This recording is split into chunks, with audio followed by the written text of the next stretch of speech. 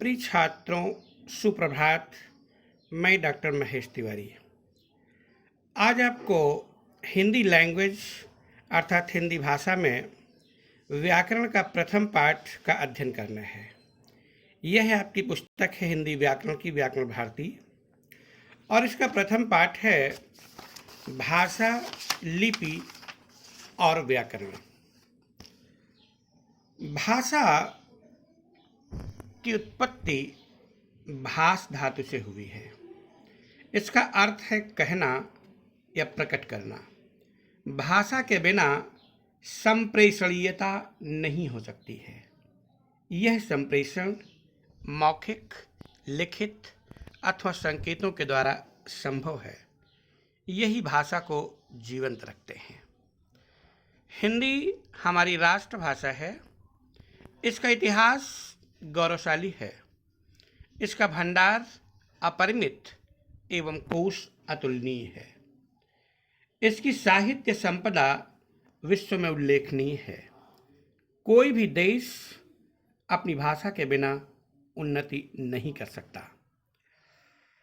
हिंदी के महान कवि भारतेंदु हरिश्चंद्र जी ने कहा है, निज भाषा उन्नति यह है, सब उन्नति को मूल, बिनु निज भाषा ज्ञान के मिटे नहीं को सूल।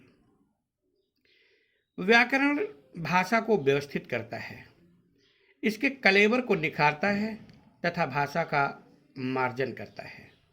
भाषा व्याकरण के बिना उपहास का विषय बन जाती है। अतः व्याकरण का ज्ञान भाषा के लिए अनिवार्य ही नहीं अपितु अपरिहार्य है। आओ हम समझते हैं भाषा क्या होती है।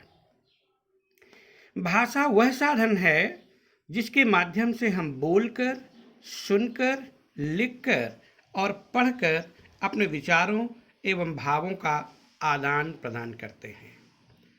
इस संसार में अनेक भाषाएं बोली जाती हैं, जैसे हिंदी, अंग्रेजी, संस्कृत, चीनी, फ्रेंच, जर्मन, जापानी, उर्दू, अरबी, फारसी आदि। हमारे देश भारत में भी अनेक भाषाएं बोली जाती हैं। हिंदी, पंजाबी, गुजराती, मराठी, तमिल, तेलुगु, कन्नड़ आदि। अब बात आती है कि भाषा के कितने रूप हैं, तो बेटा भाषा के 3 रूप होते हैं: मौखिक भाषा, लिखित भाषा और सांकेतिक भाषा। मौखिक भाषा भाषा का ऐसा रूप है जिसमें विचारों एवं भावों का आदान प्रदान बोलकर और सुनकर किया जाता है। उदाहरण के लिए बातचीत, वाद विवाद, भाषण देना, कहानी सुनाना, टेलीफोन पर बात करना आदि। अब लिखित भाषा। लिखित भाषा भाषा का वह रूप है जिसमें विचारों एवं भावों का आदान प्रदान लिखकर और पढ़कर किया जाता है। उदाहरण, पत्र भेजना, कहानी पढ़ना, समाचार पत्र, जीवनी, निबंध लिखना आदि। अब है सांकेतिक भाषा। जब संकेतों के द्वारा बात की जाए अथवा संकेतों के द्वारा बात को समझाया जाए तो उसे सांकेतिक भाषा कहते हैं। जैसे चौराहे पर यातायात को नियंत्रित करता हुआ सिपाही, क्रिकेट के अंपायर के निर्णय, मूक बधिरों का वार्तालाप आदि।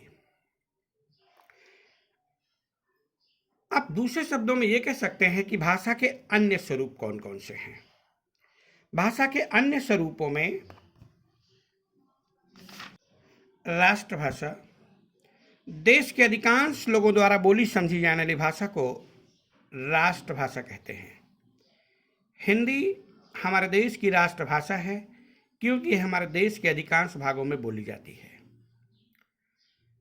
मातृभाषा, जो भाषा बालक अपनी माँ तथा परिवार के सदस्यों से सीखता है उसे मातृभाषा कहते हैं। राजभाषा, जिस भाषा का प्रयोग सरकारी कामकाज में आधिकारिक रूप में होता है उसे राजभाषा कहते हैं। भारत में हिंदी और अंग्रेजी दोनों भाषाओं में सरकारी कामकाज किए जाते हैं। 14 सितंबर 1949 को संविधान के अनुच्छेद 343 के अनुसार हिंदी को भारत की राजभाषा घोषित किया गया। इसीलिए प्रतिवर्ष इस दिन को हिंदी दिवस के रूप में मनाया जाता है। मानक भाषा। भाषा में एक रूपता लाने के लिए विद्वानों और शिक्षाविदों ने भाषा के जिस रूप को मान्यता दी है उसे मानक भाषा कहते हैं। बोली। यह भाषा का क्षेत्रीय रूप है। किसी क्षेत्र विशेष में बोली जाने वाली भाषा को बोली कहते हैं, जैसे भोजपुरी, ब्रजभाषा, मारवाड़ी, राजस्थानी आदि। धन्यवाद।